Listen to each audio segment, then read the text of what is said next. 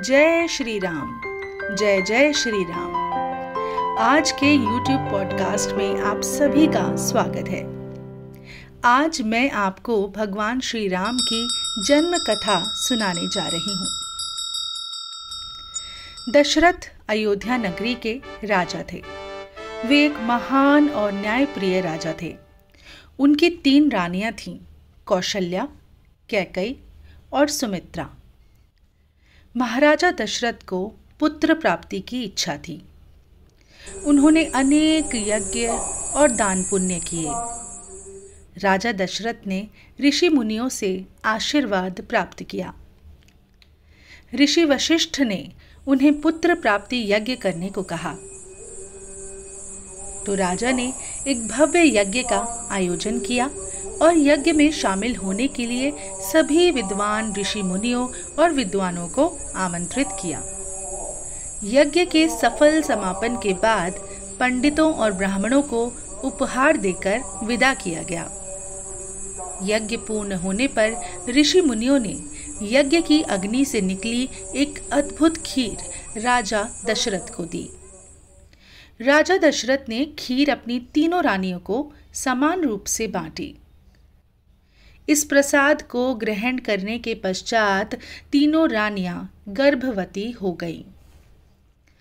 रामायण के अनुसार चैत्र माह की शुक्ल पक्ष की 9वीं तिथि को पुनर्वसु नक्षत्र में जब सूर्य, मंगल, शनि, बृहस्पति और शुक्र ग्रह अपने उच्च स्थानों में विराजमान थे, तब कर्क लग्न का उदय होते ही सबसे बड़ी रानी कौशल्या ने रामलला को जन्म दिया।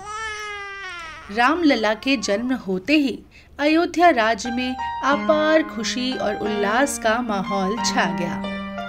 गंधर्व गान करने लगे, अप्सराएं नृत्य करने लगीं और देवताओं ने पुष्पों की वर्षा की। भगवान विष्णु के 7वें अवतार के रूप में जन्मे रामलला का शिशु रूप अत्यंत मनमोहक और आकर्षक था। नीलवर्ण, चुंबकीय आकर्षण, तेजस्वी, कांतिवान और सुंदर रामलला को देखने वाला हर व्यक्ति मंत्रमुग्ध हो जाता था। रानी कौशल्या के बाद कैकई के गर्भ से भरत और रानी सुमित्रा के गर्भ से 2 तेजस्वी पुत्रों लक्ष्मण और शत्रुघ्न का जन्म हुआ। चारों पुत्रों का मुख देखकर राजा दशरथ का हृदय खुशी, गर्व और आनंद से भर गया।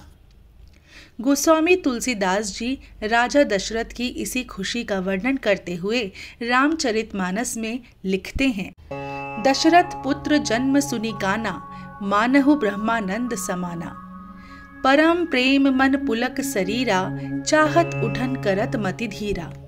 इसका अर्थ है कि पुत्र के जन्म की खबर कानों से सुनकर मानो राजा दशरथ ब्रह्मानंद में समा गए हों।